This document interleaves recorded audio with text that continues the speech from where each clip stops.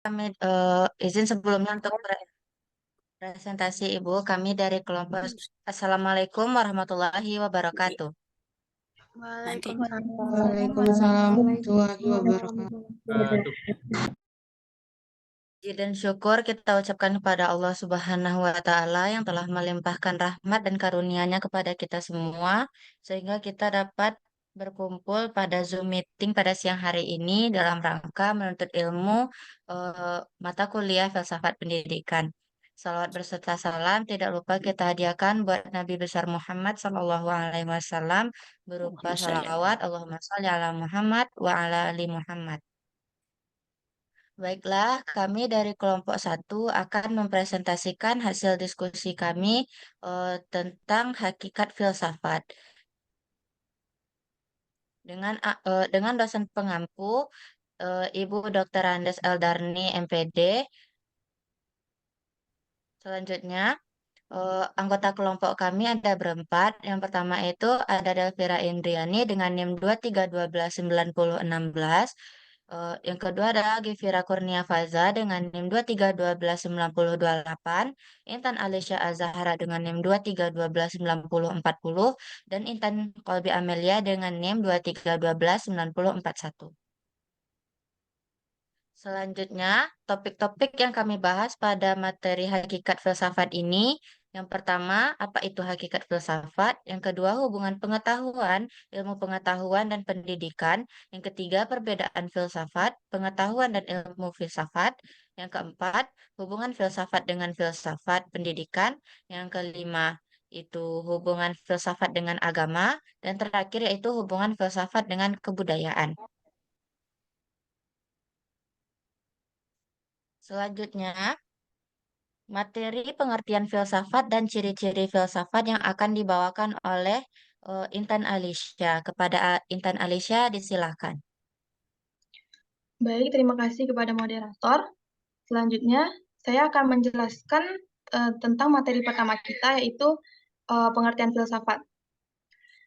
Kata filsafat berasal dari bahasa Yunani kuno, yaitu dari kata philos dan sophia.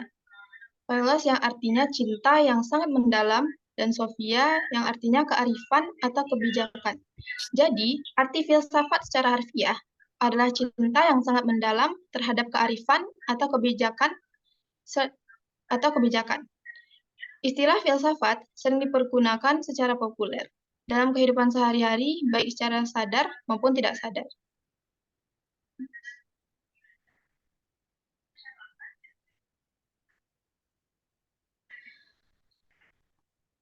Pengertian filsafat menurut Harold Tides yang mengemukakan makna filsafat, yaitu yang pertama, filsafat adalah suatu sikap tentang hidup atau hidup alam semesta.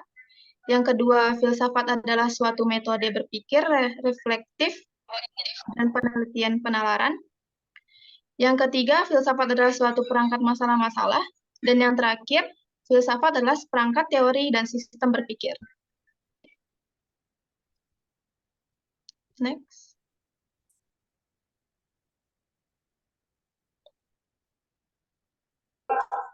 Masih ada di kitab 34 bulan. Selanjutnya, ciri-ciri filsafat. Terdapat 3 ciri-ciri filsafat, yaitu menyeluruh, mendasar, dan spekulatif. Yang pertama, menyeluruh yang artinya pemikiran yang luas karena tidak membatasi diri dan tidak hanya ditinjau dari satu sudut pandang tertentu. Pemikiran kefilsafatan ingin mengetahui hubungan antara ilmu yang satu dan ilmu-ilmu lainnya, hubungan ilmu dan moral, seni, serta tujuan hidup. Yang kedua, mendasar.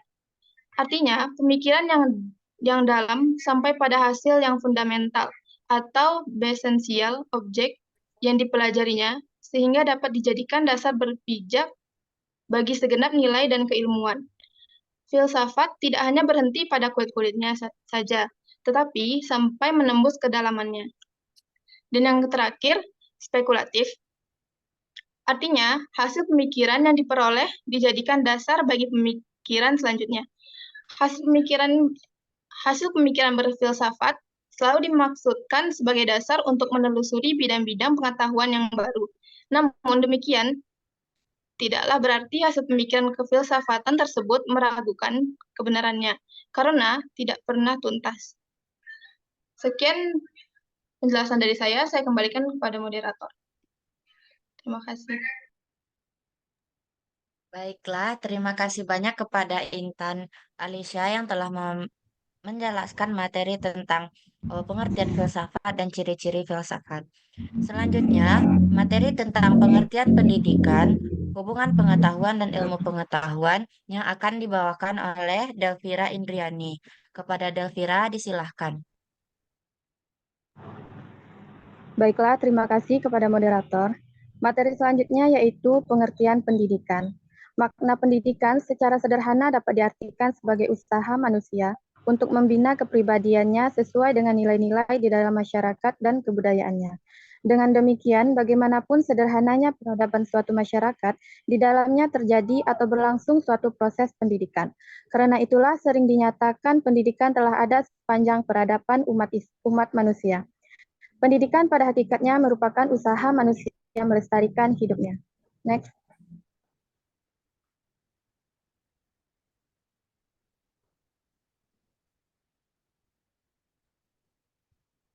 Selanjutnya yaitu hakikat filsafat pendidikan.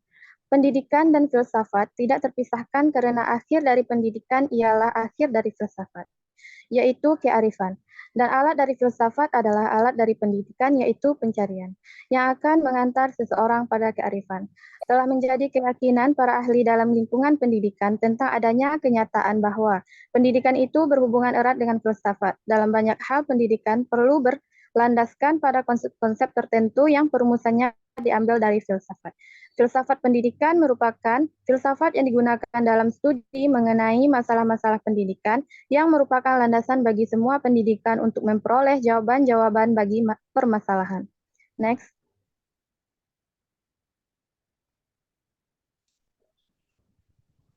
Selanjutnya yaitu hubungan pengetahuan dan ilmu pengetahuan. Yang pertama ialah pengetahuan. Pengetahuan adalah sesuatu yang diketahui berkaitan dengan proses pembelajaran. Proses belajar ini dipengaruhi berbagai faktor dari dalam seperti motivasi dan faktor luar berupa sarana informasi yang tersedia. Yang kedua yaitu ilmu pengetahuan.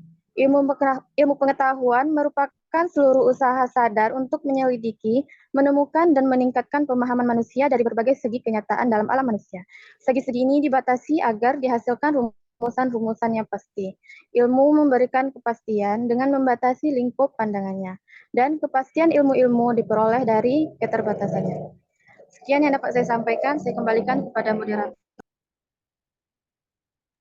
Baiklah, terima kasih banyak kepada Delvira Indriani yang telah mempresentasikan pengertian pendidikan dan hubungan pengetahuan dan ilmu pengetahuan. Selanjutnya, materi selanjutnya akan dibawakan oleh Gevira tentang perbedaan filsafat pengetahuan dan ilmu filsafat, hubungan filsafat dengan kebudayaan. Kepada Gevira, disilahkan. Terima kasih kepada moderator. Baik, saya akan melanjutkan membacakan materi tentang perbedaan filsafat, pengetahuan, dan ilmu filsafat. Yang pertama ada filsafat.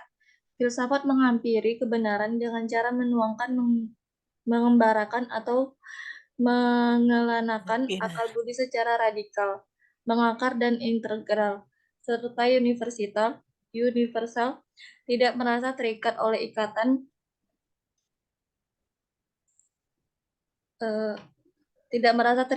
ikatan apapun kecuali oleh ikatan tangannya sendiri yang bernama logika.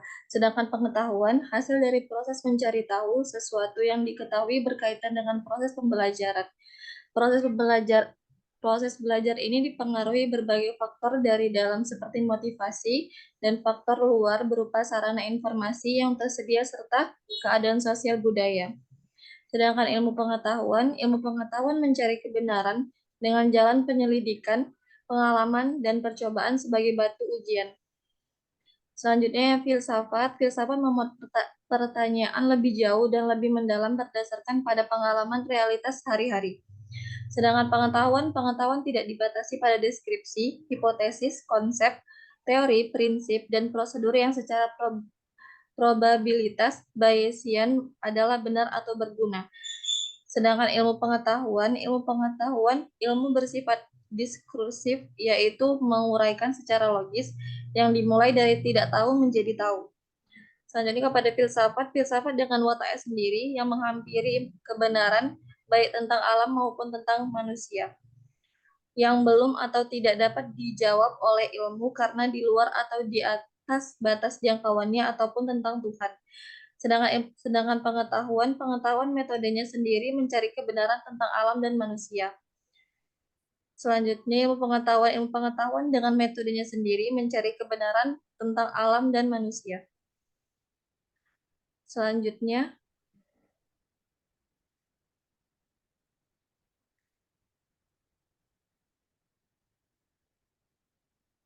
hubungan filsafat dengan filsafat pendidikan.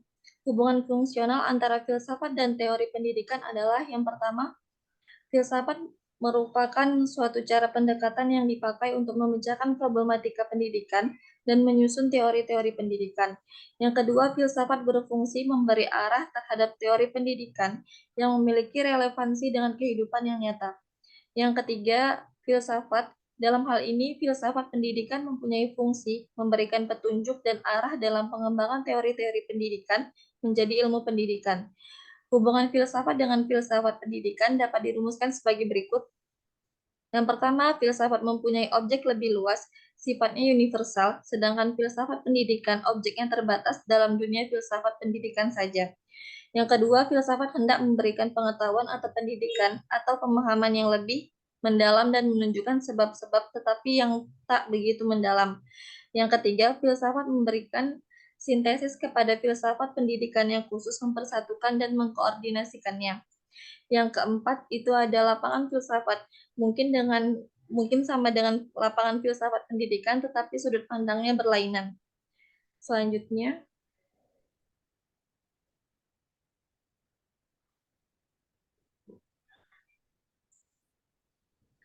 hubungan filsafat dengan agama.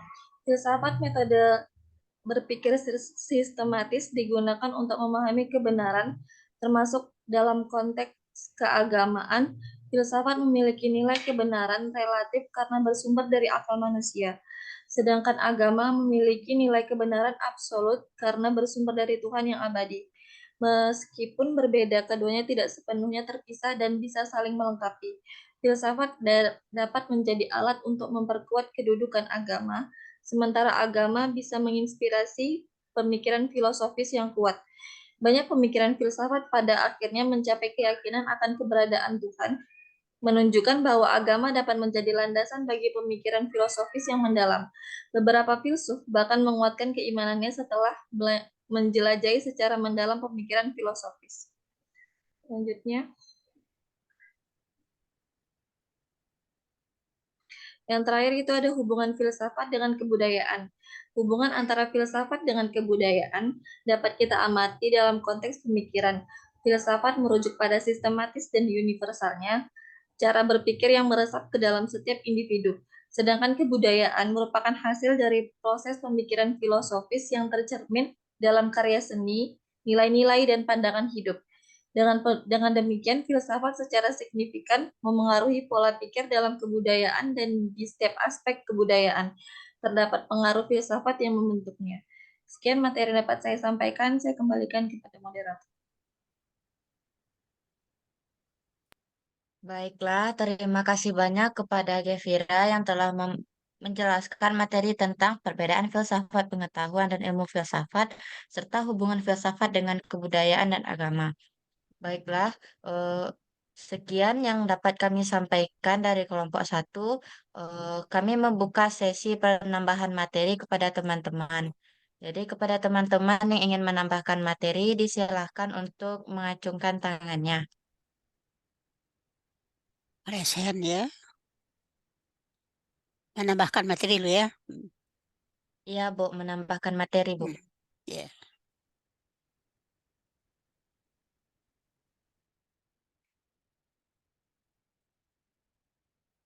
Ya, silakan forum menambahkan materi barangkali dengan sumber-sumber lain atau bisa memberikan contoh terkait dengan ilmu pengetahuan, terkait dengan kebudayaan, terkait dengan filsafat pendidikan. Silakan. Bu, izin bertanya dulu, Bu. Untuk Iya, silakan. penambahan materi ini, berapa orang kapasitasnya, Bu? Iya, menambahkan materi 5 maksimal, 5 orang maksimal. 5, Mas.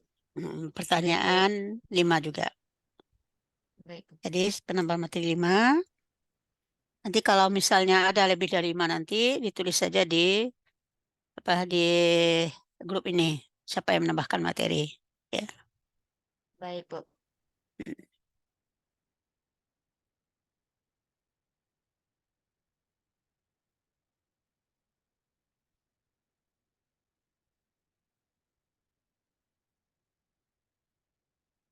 Silakan forum makan materi atau ada yang meragukan atau ada berupa contoh terkait dengan manusia, kemudian terkait dengan ilmu, terkait dengan pengetahuan, terkait dengan kebudayaan, atau kaitan dengan bagaimana secara hakikat tentang pendidikan, secara hakikat tentang filsafat itu, atau secara hakikat tentang ilmu pengetahuan. Karena kita ini adalah orang calon-calon tenaga pendidik yang memang dipersiapkan ya sejak awal, ya sejak dari awal masuk sampai nanti proses penyelesaian perkuliahan 8 semester, itu kita tidak lepas dari bagaimana caranya berpikir secara filsafat dengan penuh kearifan dan kebijaksanaan dan penuh dengan cinta kasih terhadap apa bentuk kegiatan-kegiatan layanan pendidikan yang kita lakukan. Dan bagaimana menjunjung tinggi harkat kemanusiaan, menjunjung tinggi setiap karya yang dihasilkan oleh anak didik. Kemudian bagaimana bisa sama-sama kita saling menghargai, saling memposisikan sebagai orang yang ingin dihargai. Saling memposisikan kita mempunyai nalar atau cara-cara berpikir, eh, bagaimana menuangkan pemikiran-pemikiran kritis kita terhadap yang terkait dengan pendidikan. Terhadap manusia, terhadap manusia, anak didik, pendidik, terhadap konsep alam, terhadap ilmu pengetahuan. Nah, inilah yang dilatih dalam filsafat itu. Melihat secara jernih, ya, tidak secara terikat dengan uh, politik, tidak terkait dengan dengan kondisi-kondisi yang mengguling kepada ke arah suasana yang tidak baik. Dana filsafat itu adalah berpikiran jernih, penuh kearifan, penuh kebijaksanaan. Nah, hasil pemikiran-pemikiran itu lahirnya dari hati nurani yang bersih dan jernih. Oke, silakan pada saudara yang menambahkan materi terkait Baik, dengan Bu. Terima kasih banyak, Bu. Sudah ada 2 orang yang mengacungkan tangan untuk menambahkan materi. Baiklah, saya akan memberikan kesempatan pertama kepada Indah Surya Hasari untuk menambahkan materi. Kepada Indah, disilakan. Indah. Baik, terima kasih kepada kelompok penyaji telah mengizinkan saya untuk bertanya. Sebelum saya menambahkan materi, sebelum saya menambahkan materi, saya minta izin kepada Ibu. Tadi di saat pengabsenan saya jaringannya hilang, Bu. Jadi kata teman, nama saya sudah lewat, Bu. Oh gitu. Ya. Iya, Bu. Jadi ditulis namanya hadir. Namanya tetap ada. Namanya tidak hilang. Hanya masalah kehadiran saja yang belum. Oke, oke. Iya, Bu. Iya, Indah, silakan. Nah, Baik, saya akan silakan materi Indah. mengenai hubungan filsafat dengan pendidikan. Menurut Bernadette, tahun 1996, hubungan filsafat dan pendidikan menjadi dua bagian, yaitu hubungan keharusan. Berfilsafat berarti mencari nilai-nilai ideal atau cita-cita yang lebih baik, sedangkan pendidikan menerapkan nilai-nilai tersebut dalam kehidupan manusia, sehingga pendidikan bertindak sebagai pencari arah yang paling baik dengan dasar-dasar teori-teori pendidikan yang berasal dari pemikiran filsafat. Yang kedua, dasar pendidikan. Filsafat memiliki sudut pandang yang luas mengenai realita termasuk manusia. Maka dibahaslah antara lain pandangan dunia dan pandangan hidup. Sehingga hal ini menjadi landasan penyusunan tujuan dan metodologi pendidikan. Selain itu juga sebagai pertimbangan bagi pemikir filsafat untuk mengembangkan pemikiran pendidikan. Dibutuhkannya pengalaman pendidik dalam realita sebagai masukan. Yang kedua, materi yang saya tambahkan sedikit, yaitu hubungan filsafat dengan kebudayaan. Yang pertama ialah pemahaman terhadap dunia. Filsafat membantu manusia memahami dunia di sekitar mereka dengan menyediakan kerangka berpikir tentang eksistensi, kebenaran, dan nilai-nilai filsafat. Filsafat juga memberikan cara kita memandang dunia dan memberi makna pada pengalaman kita dalam kebudayaan. Yang kedua adalah pengembangan nilai. Filsafat mempertanyakan nilai-nilai yang mendasari sebuah budaya. Ia membantu mengidentifikasi dan mengevaluasi nilai-nilai seperti keadilan, kebenaran, kebebasan, dan keberagaman yang membentuk dasar-dasar moral dan etika dalam kehidupan manusia. Yang ketiga adalah refleksi budaya. Setiap sistem filosofis terbentuk dalam konteks budaya tertentu mencerminkan aspirasi, konflik, dan pertanyaan yang muncul dari situasi budaya tersebut. Yang keempat adalah perubahan budaya. Filsafat dapat menjadi kekuatan mengubah dalam sebuah budaya. Konsep-konsep filosofis baru dapat mempengaruhi cara orang berpikir dan bertindak, membawa perubahan dalam nilai-nilai norma dan institusi budaya. Yang kelima adalah pemersatu budaya. Dan yang keenam, yang terakhir adalah kritik dan informasi. Filsafat juga memberikan alat kritis untuk mengevaluasi budaya dan mendorong transformasi yang positif dengan mempertanyakan asumsi yang mendasari kebudayaan. Filsafat dapat membantu dalam pembaharuan dan perbaikan. Sekian tambahan materi. Bisa diberikan contoh, Terima kasih. ya, bisa diberikan contoh tadi yang disebut tadi tentang pendidikan, tentang budaya, tentang nilai-nilai ideal. Apa itu contoh konkretnya?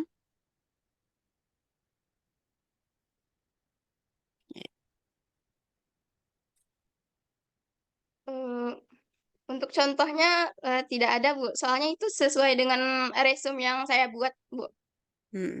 Coba dielaborasi dengan berikan contoh.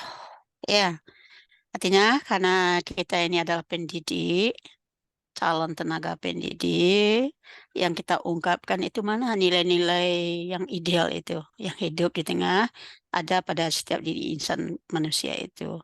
Kemudian mana yang direalisasi, mana yang kurang direalisasi, misalnya begitu. Kemudian ada kebijakan, ada ilmu pengetahuan, mana pengetahuan-pengetahuan yang dianggap itu adalah mempunyai nilai-nilai eh, yang mulia, nilai-nilai yang dijunjung tinggi oleh manusia, atau nilai-nilai yang dijunjung tinggi oleh para makhluk sebagai makhluk ciptaan Tuhan itu. Nah, sebab ini saudara, di dalam kita sebagai mahasiswa tentu tidak hanya kita membaca kalimat demi kalimat, tapi mana wujudnya kondisi yang sesungguhnya atau yang realitanya yang dijumpai. Misalnya dikatakan tadi adalah hakikat filsafat itu nilai luhur. Apa yang menjadi nilai-nilai mulia dari manusia itu? Mana nilai-nilai mulianya sebagai pendidik? Mana nilai mulia bagaimana pandangan terhadap alam sekitar, misalnya begitu. Sehingga pada manusia yang punya pemikiran kebijaksanaan itu hanya manusia kan. Tidak mungkin ada makhluk lain kan. Tidak mungkin ada makhluk hewan. Tapi manusialah yang mempunyai peran sentral dalam menyikapi segala yang ada secara penuh hikmah kebijaksanaan, secara memuliakan menempatkan dirinya sebagai makhluk ciptaan Tuhan, karena menyikapi lingkungan, menyikapi alam, menyikapi ilmu pengetahuan. Karena yang bisa diasah, bisa dibelajarkan, bisa dididik, bisa dioptimalkan potensinya itu adalah manusia. Itu ya. Nah, itu kita sebagai berpikir kritis, karena kita bicara filsafat tentu berkritis ya.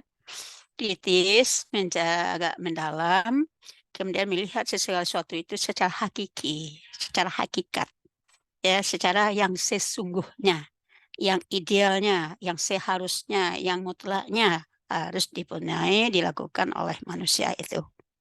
Ya, sebab yang berfilsafat itu berpikiran yang kearifan dan kebijaksanaan nilai cinta itu hanya bisa manusia. Bagaimana manusia bisa mempunyai merawat rasa cinta pada dirinya, cinta terhadap diri, cinta terhadap ciptaan, cinta terhadap orang-orang yang di lingkungannya. Bagaimana mewujudkannya itu dan bagaimana memerankan diri sebagai orang yang diberikan mempunyai kelebihan. Misalnya semua kita punya mata, kan?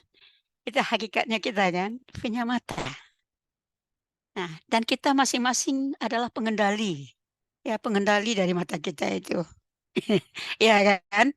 Nah, bagaimana secara arif dan bijaksana kita menggunakan fasilitas indera lihat yang luar biasa dianugerahkan Allah kepada kita sehingga mata kita itu difungsikan sesuai pada yang seindah sebaik-baiknya. Ya, ya kan? Nah, jadi itu Iya, berpikir Bu. hakikat, itu berpikirnya secara hakiki. Ya. Jadi apa yang ada pada diri kita, apa yang ada di sekitar kita, bagaimana menempatkan memeran kita berpikir kritis terhadap yang ada. Tetapi panduannya, pegangannya itu adalah nilai-nilai yang ideal. Ya, nah seperti bagaimana Anda melihat anak didik, bagaimana Anda melihat diri sendiri, bagaimana mencerminkan bahwasanya Anda itu adalah kita ini masih sebagai hakikat manusia yang punya nilai-nilai yang tinggi, punya kelebihan, bagaimana menempatkan diri kita di atas kelebihan-kelebihan yang kita punya itu. Iya kan? Misalnya kita punya Iya, tangan Bu. juga. Tapi bolehkah tangan kita sembarangan digunakan? Boleh. Hah? Tidak, Bu. Tangannya kita yang pemikiran-pemikiran kita mengendalikan. Tapi ada rambu-rambu. Apa rambu-rambu yang mengatur kita untuk melihat yang benar, menggunakan anggota tubuh kita secara tepat yang sesuai dengan kaedah-kaedah nilai-nilai yang ideal secara kemanusiaan dan dikaitkan dengan nilai-nilai kaedah nilai-nilai spiritual. Jadi orang yang mencintai, mempelajari, mendalami filsafat itu artinya sudah dia sangat melihat itu ada secara general, secara menyeluruh. Melihatnya tidak hanya dari memposisikan dirinya saja, tidak. Tetapi juga memposisikan bagaimana lingkungannya, bagaimana orang-orang sekitarnya, atau bagaimana alam, bagaimana benda-benda yang ada di sekitarnya itu menempatkannya dan menggunakannya pada tempat yang bijaksana yang tepat. Itu berfilsafat. Ya, oke. Nah, jadi itu barangkali. Silakan dilanjutkan. Baiklah, terima kasih banyak kepada Indah Surya Hasari yang telah menambahkan materi dari kelompok kami. Kepada Indah, boleh minta tolong untuk mengirimkan materi tadi di grup obrolan atau di grup kelas kita di WA juga nggak apa-apa, dikirimkan penambahan materi tadi. Terima kasih banyak, Indah. Bisa tidak Ya, sama-sama dimasukkan di kelompok kami. forum diskusi? Dimasukkan di forum diskusi, tambahan tadi, sehingga ada rekam jejaknya itu. Baik, Bu. Kalau di grup Bisa, WA Bu. nanti habis nanti dihapuskan itu. Ya, Baik, Bu. kalau Iya, laporan itu Bu. dihapuskan. Nah, jadi kalau di di forum diskusi itu terlihat nanti. Jadi sampai berakhir kuliah masih tetap ada dia tersimpan. Bisa dicek lagi kan begitu. Oke, Baik, Bu. Baik, lanjut. Bu. Lanjut, moderator. Baiklah, selanjutnya kepada Dinda Ulfa untuk menambahkan materi, disilahkan. Dinda Ulfa. Baik, terima kasih moderator. Mohon izin Bu, perkenalkan sebelumnya nama saya Dinda Ulfa Rahayu dengan NIM 23129150. Saya menambahkan materi tentang cabang-cabang ilmu filsafat. Yang pertama itu ada ontologi. Ontologi atau seringkali disebut dengan istilah metafisika merupakan salah satu cabang ilmu filsafat yang menjelaskan mengenai hakikat segala sesuatu yang ada dan membahas mengenai watak yang sangat mendasar. Yang kedua itu ada epistemologi. Epistemologi merupakan salah satu cabang filsafat yang mengamati tentang asal mula, metode-metode, susunan, dan sahnya sebuah pengetahuan. Yang ketiga ada aksiologi.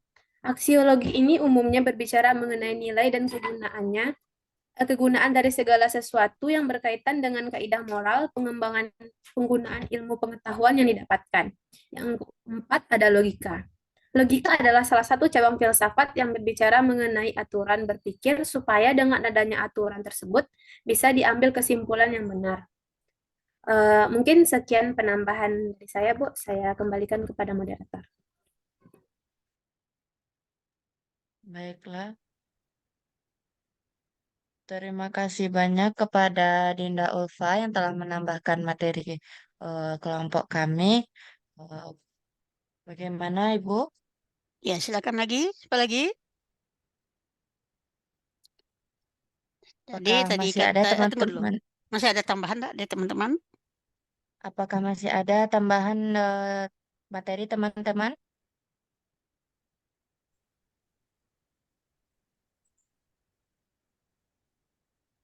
Sepertinya cukup, Bu. Oke, jadi tadi yang disampaikan oleh Dinda Ulfa adalah cabang ilmu filsafat.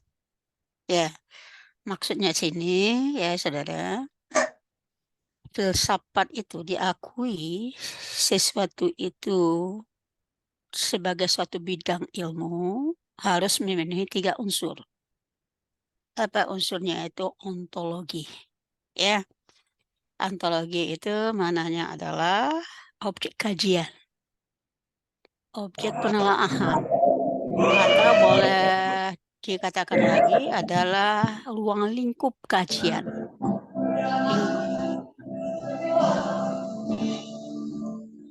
Lingkup. Ya. Tolong di-mute kan ya. Tolong di-mute kan. Nah, jadi ontologi. Apa mana ontologi? Objek kajian, objek bahasan, objek telaahan, dan ruang lingkup keilmuan. Ruang lingkup yang akan dibahas. Ruang lingkup akan ditelaah secara mendalam. Itu ontologi. Nah, itu. Jadi, kedua tadi katakan ada epistemologi. Cara bagaimana? Epistemologi. Metode, strategi, cara bagaimana mendapatkan ilmu pengetahuan itu. Cara bagaimana ilmu pengetahuan ilmu itu disosialisasikan. Cara bagaimana ilmu itu bisa lebih dielaborasi. Epistemologi. Jadi boleh dikatakan itu adalah epistemologi, cara, metode yang dilakukan digunakan untuk mengkaji sesuatu bidang kajian telahan itu. Ketiga adalah jadi ada aksiologi. Apakah yang dikaji itu, yang ditelaah itu, yang dibahas itu secara hakikat, itu ada enggak nilai gunanya?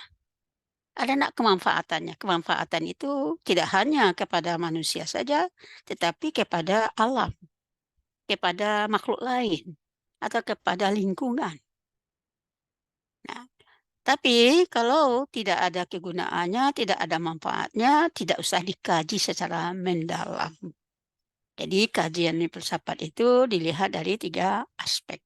Ontologinya, kemudian epistemologi, dan kegunaan, kemanfaatan. Nah, apakah ilmu itu digunakan, dibutuhkan, atau tidak? Nah, kalau ketiga-tiganya itu tidak terpenuhi unsurnya, maka dia belum diakui sebagai satu bidang keilmuan dalam filsafat. Sebagai satu bidang keilmuan filsafat. Ya, untuk itu, saudara, di ontologi, epistemologi, aksiologi. Apapun cabang ilmunya, apapun objek yang ditelah, harus melihatnya dari 3 aspek itu. Seperti dikatakan adalah tiga isinya itu harus terpenuhi. Baru kita lihat itu penelaahannya secara hakikat. Ya, misalnya Dahlia kan katakan adalah manusia. Ya, kita ini, saudara, karena aktivitas kita adalah memanusiakan manusia, nah tentu kita perlu mengkaji apa yang akan ditelaah, apa yang akan dilihat dari sisi manusianya. Sebagai makhluk ciptaan, sebagai makhluk sosial, sebagai makhluk religi, dan manusia dilihat dari segi aspek kediriannya sendiri sebagai manusia, keakuannya itu, individunya. Nah, jadi pengkajiannya masing-masing itu cakupan apa yang akan dibahas tentang manusia. Mulai dari dia, bagaimana dia kejadiannya, asal-muasalnya, bagaimana dia tumbuh kembangnya, bagaimana dia artinya diberikan berinteraksi dengan lingkungannya, bagaimana manusia itu menunjukkan dia kompetensinya, bagaimana manusia itu merespon terhadap lingkungannya. Jadi kajiannya itu adalah secara mendalam, secara utuh. Tak boleh terabaikan. Manusia punya akal.